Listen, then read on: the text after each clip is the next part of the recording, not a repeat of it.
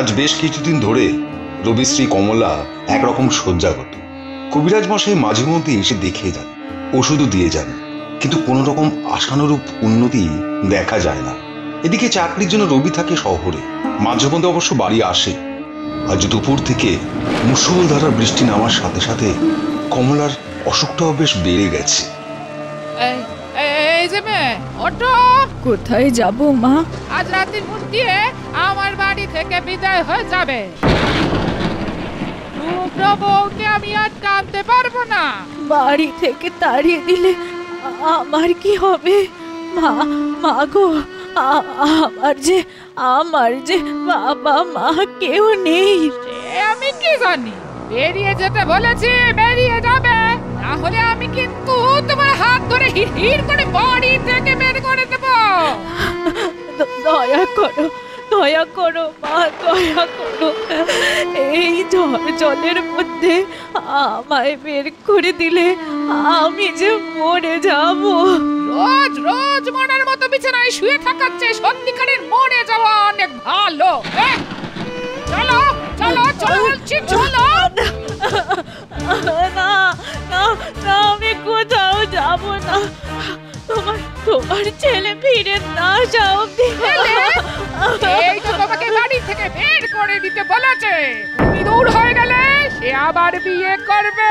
বিয়ে? তোমার ছেলে আমাকে বাড়ি থেকে বের করে দিতে বলে গেছে? তাহলে আমি কি মিথ্যে কথা বলছি নাকি? যা যা, দূর হও আমার বাড়ি থেকে, দূর হও।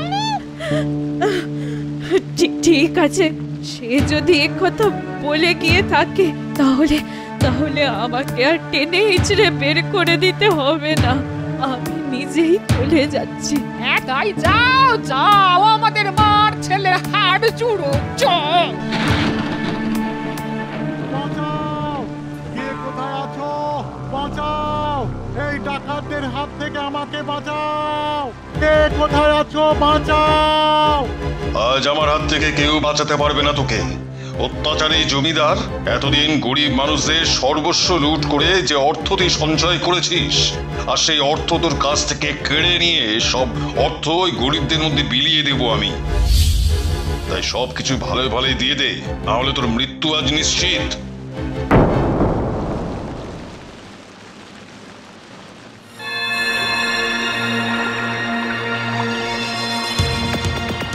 হে মা গঙ্গা, আমার শেষ আশ্রয় তো চলে গেছে।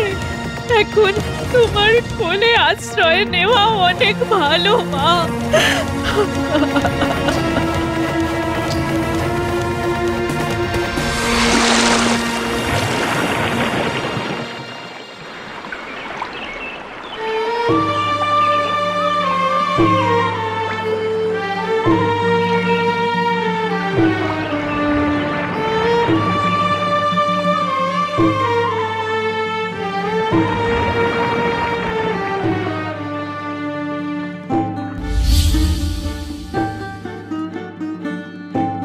গুরুদেব, গুরুদেব, নদীর জলে কেউ যেন ভেসে যাচ্ছে। ওই দেখুন গুরুদেব। তাই তো, ওকে এখনই জল থেকে তুলে দেখতে হবে বেঁচে আছে কিনা।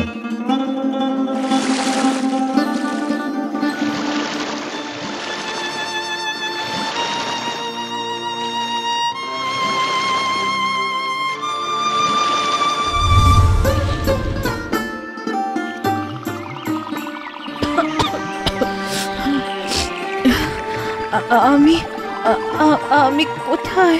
এই তো মা, তুমি মায়ের মন্দিরে শুয়ে আছো। এখানে এলাম কি করে? আমি তো মরতে চেয়েছিলাম। তুমি চেয়েছিলে, কিন্তু মা হয়তো চাইনি, তাই আজ তুমি এখানে। এখন বেশি কথা বলো না, আগে কয়েকদিন বিশ্রাম নিয়ে সুস্থ হয়ে নাও, তারপর আমি তোমার সব কথা শুনবো। ও মা, তোমার বউ কোথায়? আমি এবার তাকে শহরে নিয়ে যাব। হ্যাঁ। আর বউ, এইবার তুই যেদিন শহরে চলে গেলি, সেই রাতেই ওই সর্বনাশী ঘর ছেড়ে পালিয়ে গেছে। হ্যাঁ, পালিয়ে গেছে মানে? কোথায় গেছে? তুমি তখন কি করছিলে? আমি তো ঘুমাচ্ছিলাম বাবা, আর সেই ফাঁকে অন্য কারোর সঙ্গে হয়তো। সে কি? চিন্তা করিস না বাবা, চিন্তা করিস না। ও আপদ গেছে, ভালো হয়েছে। আমি তোর আবার বিয়ে দেব বাবা, আবার বিয়ে দেব। ডাকাত সর্দার পতিত পাবনের চিকিৎসা আর সেবা যত্নে মাসখানেকের মধ্যে কমলা সুস্থ হয়ে উঠল। তোমার সব কথাই শুনলাম মা, এখন কি করবে বলো? তুমি চাইলে আমি তোমায় তোমার শ্বশুর বাড়িতে পৌঁছে দিয়ে আসতে পারি। না বাবা, আমার স্বামী যখন চায় না তখন ওই বাড়িতে আমি আর ফিরে যাব না। দয়া করে আপনি আমায় আশ্রয় দিন। কিন্তু আমি যে ডাকাত, তবে আমি সাধারণ মানুষের সর্বস্ব লুট করি না। আমি অত্যাচারী জমিদারের সবকিছু কেড়ে নিয়ে গরিব মানুষদের মধ্যে বিলিয়ে দিই। তুমি কি পারবে আমাদের সাথে থাকতে? পারবো পারবো বাবা, পারবো। আমি অত্যাচারের বিরুদ্ধে লড়াই করতে চাই। তাহলে আজ তোমায় দীক্ষা দেবো আমি। এই শোনো সকলে, আমি একে মা বলে ডেকেছি, তোমরা একে মা বলে ভাববে। আজও দীক্ষা হবে, সেই মতো সবকিছু প্রস্তুত করো। সেদিন থেকে ডাকাত সর্দার পতিত পাবনের কাছে শুরু হলো কমলার অস্ত্রবিদ্যা শেখা।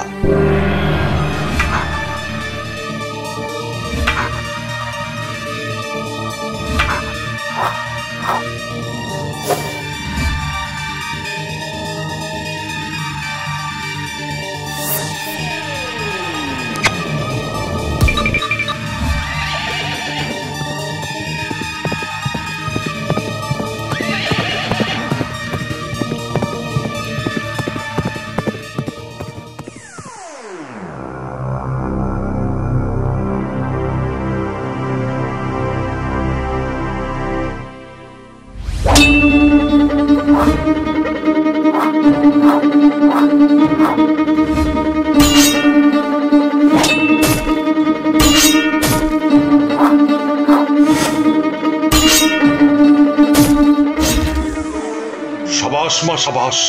1 বছরের মধ্যে তুমি যে এতটা শক্তিশালী আর পারদর্শী হয়ে উঠবে সেটা আমি কল্পনা করতে পারিনি। সবই আপনার আশীর্বাদ বাবা। তার থেকেও বড় হলো তোমার মনের ইচ্ছে। শুধু ইচ্ছে আর শক্তির জোরে তুমি তোমার শরীর আর মনের রুগ্নতাকে জয় করতে পেরেছো। কিছু বলবে? গুরুদেব, কিছুদিন হলো রঘুনাথ নামে এক উটকো লুঠেরা বল্লভপুর গ্রামে মানুষজনের উপর খুব অত্যাচার চালাচ্ছে। কিরকম? সাধারণ গৃহস্থদের উপর খুব জুলুম করছে। প্রতি রাত্রেই কারো না কারো বাড়িতে লুট করে সর্বস্ব নিয়ে চলে যাচ্ছে। এই জুলুম বন্ধ করতে হবে। ঠিক আছে, আজ রাতে আমি যাব। আপনি কেন যাবেন বাবা? বল্লভপুরের ব্যাপারটা আমার ওপরেই ছেড়ে দিন। তুমি পারবে ওই শয়তানটাকে সাহায্য করতে? পারবো বাবা, আপনি শুধু প্রাণ ভরে আমায় আশীর্বাদ করুন। এই কে কোথায় আছো গো?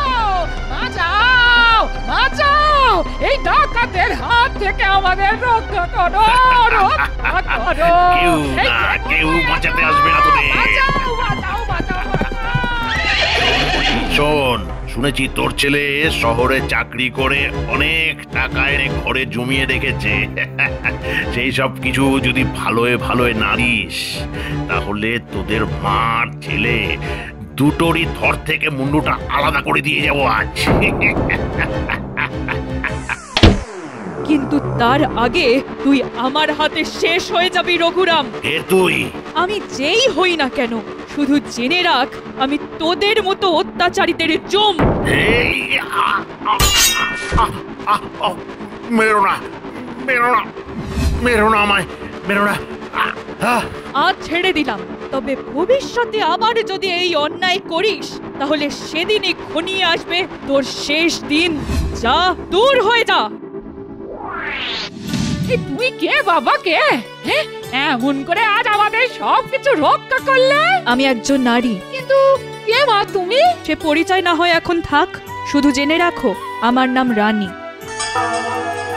আমি চললাম। গলার স্বরটা কেমন যেন খুব চেনা মনে হলো। কে কে এই নারী?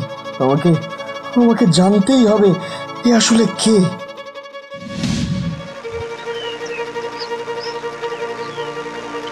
মা, মা, একজন লোক তোমার সাথে দেখা করতে চায়।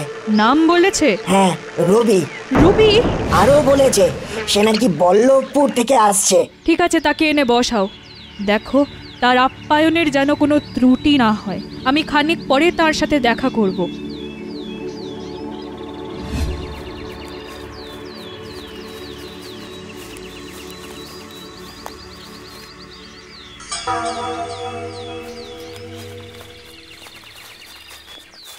আমার কাছে কি প্রয়োজনে? ডাকাত রঘুরামের হাত থেকে আপনাদের তো আমি রক্ষা করেছি। অবিকল সেই কণ্ঠস্বর, চেহারার সেই আদল। শুনেছি শুনেছি আপনি নাকি অসহায় মানুষদের নানাভাবে সাহায্য করে থাকেন। তা করে থাকি, তা আপনার কি সাহায্যের দরকার? আমার স্ত্রী হারিয়ে গেছে, তাকে আপনি খুঁজে দিতে পারেন? কি করে হারালো? আসলে আসলে আমি শহরে চাকরি করি, বাড়িতে আমার মা আর অসুস্থ স্ত্রী থাকতো। একদিন শহর থেকে বাড়ি এসে শুনি আমার স্ত্রী বাড়ি ছেড়ে চলে গেছে। সেই থেকে আমি তাকে খুঁজছি, কিন্তু খুঁজে পাইনি কোথাও। বাড়ি ছেড়ে চলে যাওয়া স্ত্রীকে এত খোঁজার কি দরকার? আমি যে তাকে খুব ভালোবাসি, যদিও আমার মা বলেছে সে হয়তো অন্য কারোর সাথে চলে গেছে, কিন্তু এ কথা আমি বিশ্বাস করি না। না না না না, আমি এ কথা বিশ্বাস করি না, কারণ সে খুব ভালো মেয়ে। আমি জানি সে খুব ভালো মেয়ে। এখনো এতটা ভালোবাসে আমায়, এতটা বিশ্বাস করে? ঠিক আছে, বিগত 1 বছরে আমরা দুজন পথ হারানো মেয়েকে আমাদের এখানে আশ্রয় দিয়েছি। দেখুন তার মধ্যে আপনার স্ত্রী আছে কিনা। দেখুন তো এদের মধ্যে কোনটা আপনার স্ত্রী? না না না, এদের মধ্যে কেউই আমার স্ত্রী নয়। মুখ না দেখেই এতটা নিশ্চিত হচ্ছেন কি করে? কারণ আমার স্ত্রীর নিঃশ্বাস প্রশ্বাসও যে আমার চেনা, বড় চেনা। সেক্ষেত্রে আমি আর কি করতে পারি বলুন? আপনাকে তাহলে খালি হাতেই ফিরে যেতে হবে। যদি অভয় দেন তাহলে একটা কথা বলি। বলুন। আমার মনে হয় মুখে কাপড় চাপা দিয়ে আমার সামনে যিনি দাঁড়িয়ে আছেন, যাকে আজ সকলে রানী বলে ডাকে, তিনিই আমার স্ত্রী। কি করে বুঝলেন? ওই যে বলেছি, তার কণ্ঠস্বর, শরীরের আদল, এমনকি নিঃশ্বাস প্রশ্বাস অবধি আমার চেনা।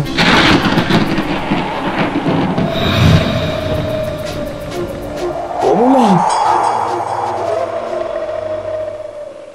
যা মা, স্বামী যখন তোকে ত্যাগ করেনি, এখনো তোকে এতটা ভালোবাসে, তখন তুই আবার স্বামীর ঘরে ফিরে যা। আমার আশীর্বাদ রইল তোদের সঙ্গে। যা মা, যা। এসো কমলা, এসো।